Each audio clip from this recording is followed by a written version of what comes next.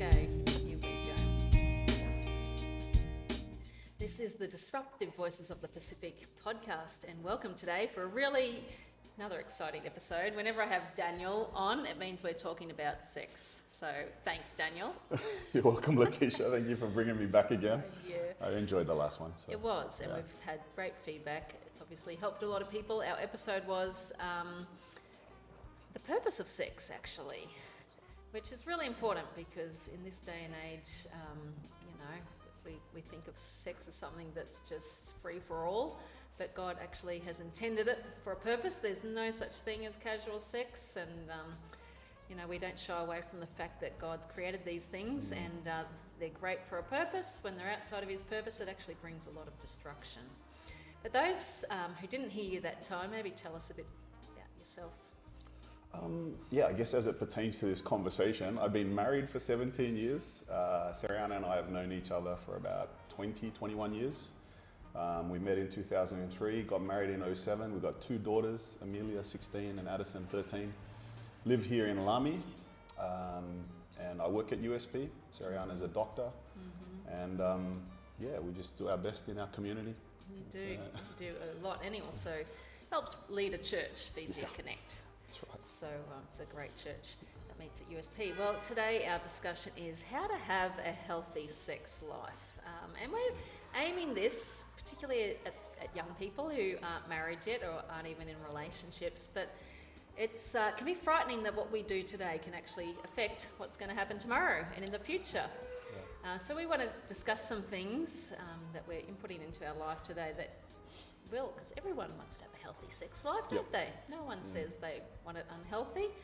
But let's just list some of the things that we could do as single people that could affect our sex life as a married person.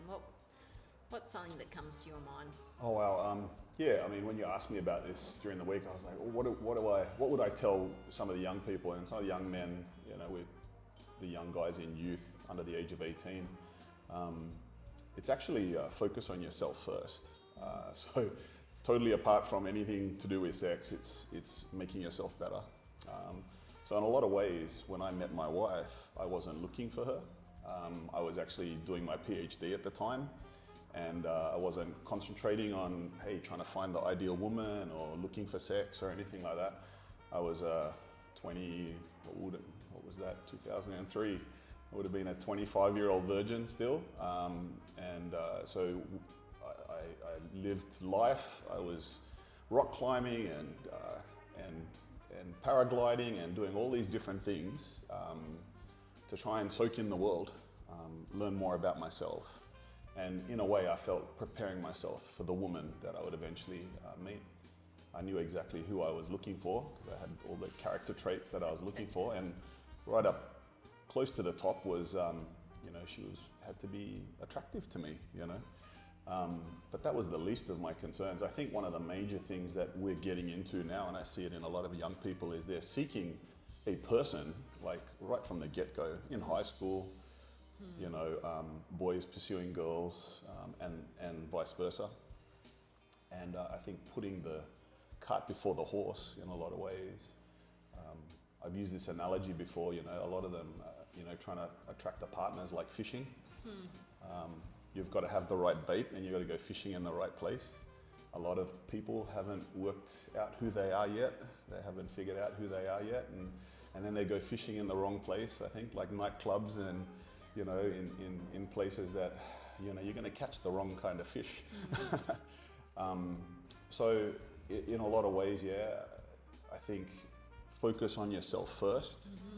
I know it sounds selfish, but I think it'll prepare you when you're ready for the right person, the right woman or man that'll come into your life because you've matured a lot more. You understand who you are a lot better. Yeah. So what you're really saying is sex is just not a physical act, it's a whole being. You're bringing your whole being to the... Definitely, because for me, like I said, the most attractive thing I found in my partner was I wanted her to be a woman of faith. I wanted her to be intelligent, someone that I can have a conversation with and talk, and we would, as a team, would be quite formidable together. So that's why I was saying, like, I'm expecting that in the person I'm looking for as well. someone who is accomplished, someone who has a great family life, who has good friends, good family values and things like that.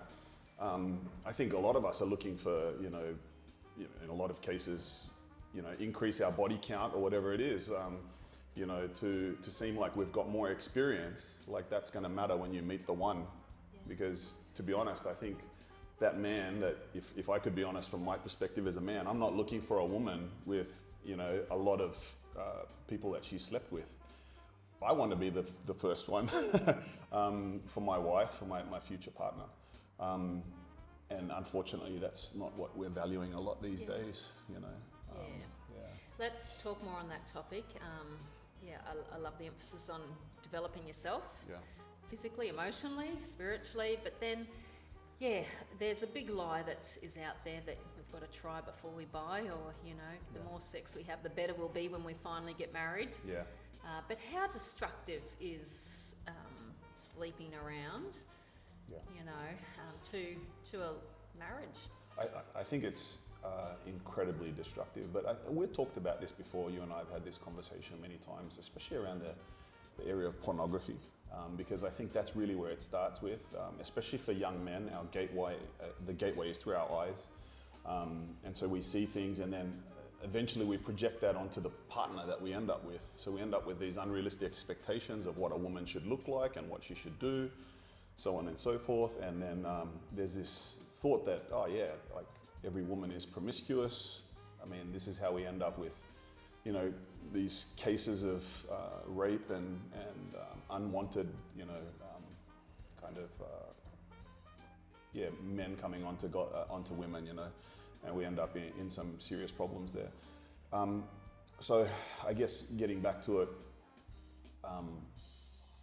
pornography, I think, especially for our young people right now, is one of the things that completely defiles, the marriage bed eventually. And you think that you can get past it, and I understand, there is forgiveness. Don't get me wrong. Absolutely. It's just that there's things that you'll carry with you your entire life, and it's hard to dodge those things, and unfortunately, you don't want to have a partner where you've got these crazy expectations, and then because you've subscribed to this idea of pornography where you can just, I don't like this woman anymore, I'm going to go click on another video. Well, it leads to promiscuity, so divorce in the church, outside of the church, is just like, because I can just give up this covenant and kind of move on when I'm tired of it. Whereas I think sex within the marriage, it's discovery. My wife and I were both virgins when we got married, and we had understand, we knew, right? But, something that everyone who knows me knows, I say, we just own the awkward, So we kind of went in there, and it was something that I believe was blessed by God. And we had saved each other, saved ourselves for one another in marriage. And, we've had a very healthy sex life, just to be honest, right from the start, and continue to this day. I don't think it's anything to be ashamed of or anything like that. I think, our marriage is healthy because of it. Yeah. And I guess the beauty of not having slept around beforehand is that you're not got no one to compare it with. You're not going, Jane did this or that or whatever. It's just one. Yeah, you can bring in a lot of baggage into a relationship because of the sexual partners that you've had, and we've seen it, counselling young people within our church, and we don't think it's doing any damage, but I think it's long-lasting damage. And unfortunately, there's an unsuspecting partner that has to learn to deal with this. When you finally, I feel like in a lot of cases, there's a lot of a lot of hidden things that we keep from one another, especially young people from their parents, or even from that, when you find that person that you really truly love, and you don't want to tell them what you've been up to, you kind of hide that away. Like there's a lot of shame associated with it. So, if I could tell young people, hey, hold on to your purity as long as you can. It's something that you can gift to that partner when you do eventually find them. Yep, and we've done an episode on what happens if we have messed up, because of course we believe in the redemption and Yes. the power of Jesus. Yeah. So go back and have a listen to that with Pastor Richie and myself. But you know, if this is something that a young person is involved in, listening right now and going, oh man, I need to stop mucking around. What do you suggest? How do they do that? So one of the biggest things is finding someone that you can be accountable to. It could be an older mentor, someone that you can trust, that's not going to turn into a gossip, it's just going to talk about you, but someone that wants to help you up from this situation, you know. So I've got a number of young men that I'm their mentor for, and you know, I've got someone that I confide in as well. It's someone that you can be completely honest with, and they're not going to judge you, but they can tell you straight, hey, you should reconsider that. So for men, you'd be looking for typically someone who's in a different season in life to you, because the worst thing you could do is go to another peer and they just, oh, keep going, buddy. It's good what you're doing. Yeah, you want to go to someone that you respect, that you trust, that's living a life that you think is worthy of I don't know, duplicating, copying, but following, you know. And then just being brutally honest with them, just telling them everything that you've been up to. I think you'll just feel this weight lifted off your shoulders. And hopefully if that person is, you know, someone that you value, they're going to tell you honestly as well what you should be doing. I think a lot of us know the truth. We know what we should be doing. We go to the wrong people, and that validates our wrong thinking. And then we just keep on going down that path.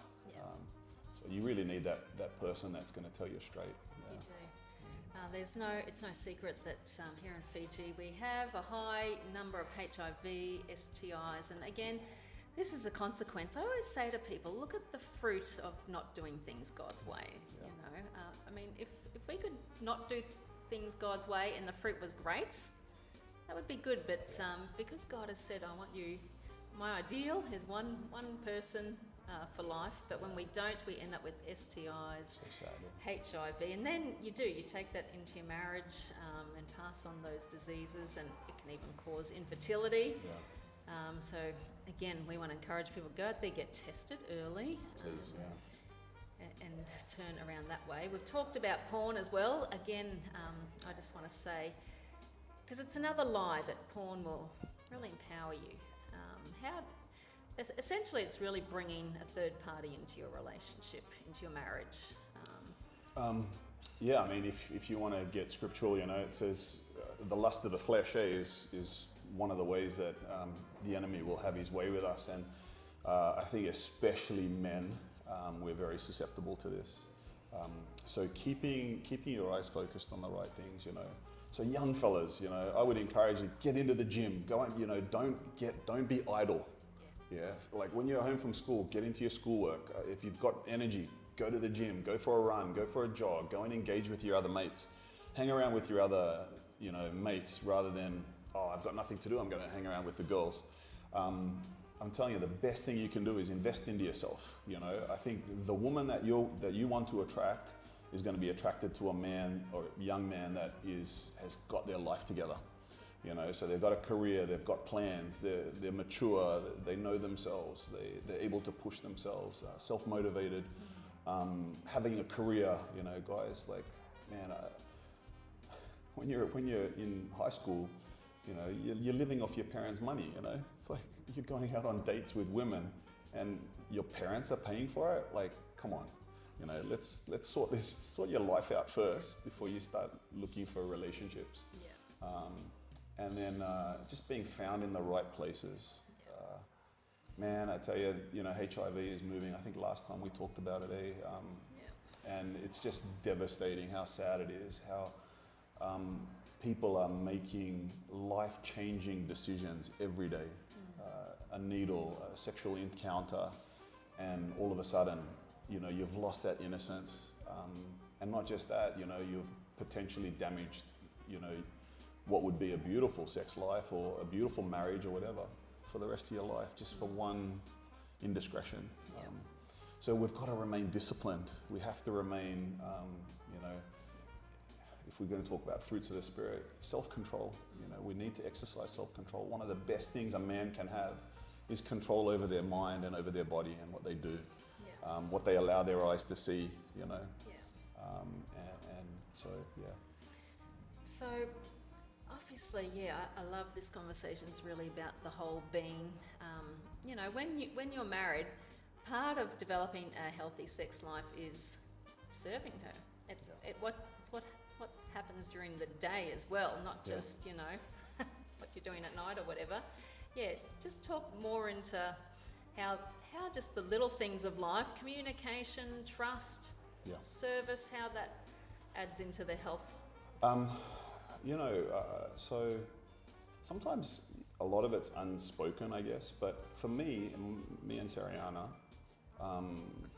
if I could be honest, we have some roles which are definitely my roles and her roles, but there are so many that are just completely blurred. Like I would do most of the ironing, and I do a lot of the cooking, and if something needs to be done, it's just whoever's there that can do it. We don't kind of, hey, that's your job, or that's so in terms of just around the house, my love language is giving gifts. So whenever I go on a trip or I go work or something like that, I love giving a gift to my wife and our daughters. I like going out to eat, so we'll go out and eat and things like that. But I think, for Sariana, it's chocolate. So that's the way to her heart. And my wife is very simple in that sense. And I don't mean to diminish that. I think that's one of the most endearing things about her, is that she's not a high maintenance person. I think I'm more high maintenance. But she's, just that piece of being around family. We talk about what's the best part of our day. It's like coming home and sitting at the table together, or lying on the couch, and she'll lie there and I'll sit there and she'll just lie on my lap, and we'll watch the news or something like that, and I think just the simple things. I think my wife values security, so she comes home and she feels like I can protect her, I can provide for her, and we just we get along so well in that sense. So if you came home and demanded that she do this and that and didn't treat her like she wouldn't really feel like having sex, really. No, but it's funny, like, we have signals, I guess you can kind of. We were laughing about this, yeah, we were laughing about this, because you were saying, oh, do your daughters, because they're just in the other room. I said, no, I don't think they're going to be here for this conversation. But, it's definitely like, I know when she's tired, and she knows when I'm tired, and, we've never demanded sex from one another or anything like that. It's never been a transactional thing. Oh, I've done this for you, therefore you need to do this for me. It's never been like that, So, I can't exactly pinpoint like how it all happens. It just, I know some people say, oh, we should schedule it in. We've never done that or anything like that. It's never been something like that, but I would never demand it from her.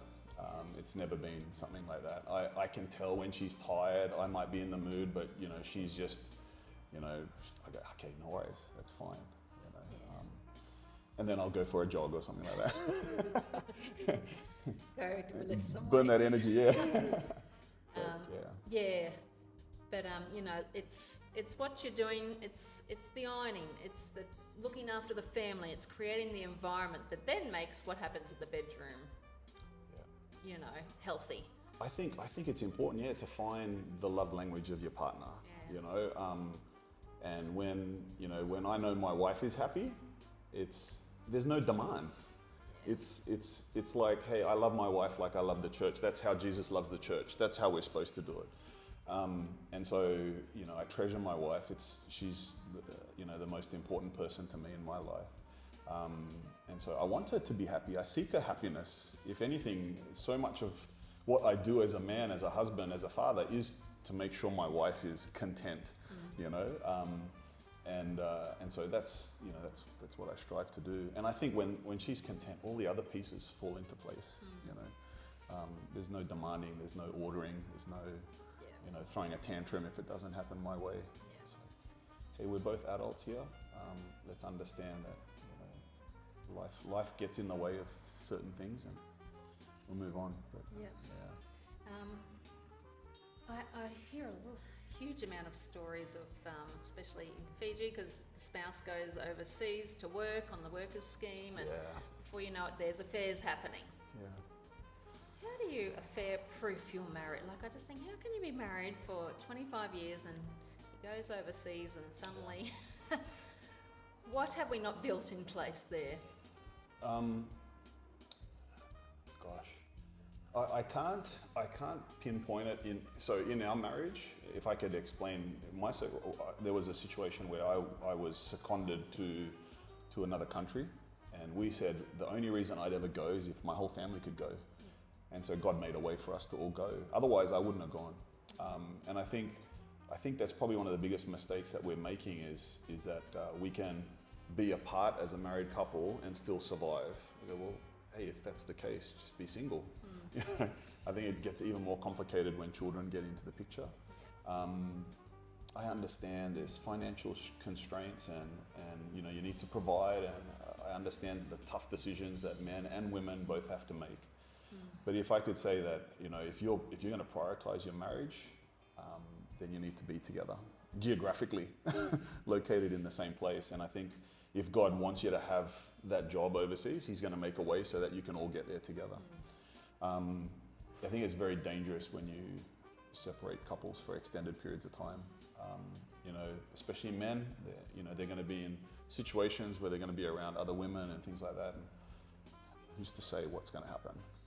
So remove the temptation. Don't allow that to happen in the first place. So we've seen that happen, around us. And if I could advise, hey, maybe that job's not the best thing for you and your family. Good advice. Well, time goes fast when you're talking about sex.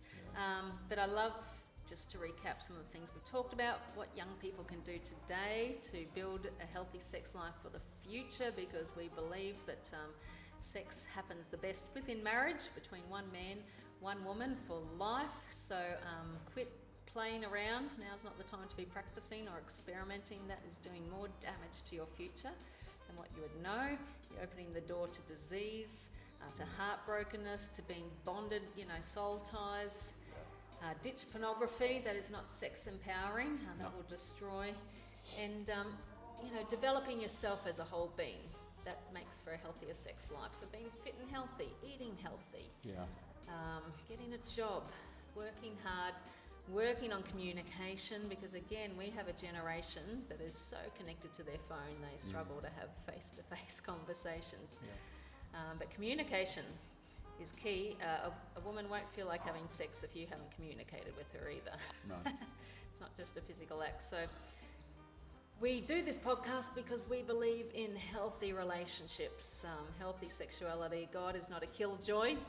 He creates boundaries so that life can flourish. So thank you, Daniel, for your wisdom.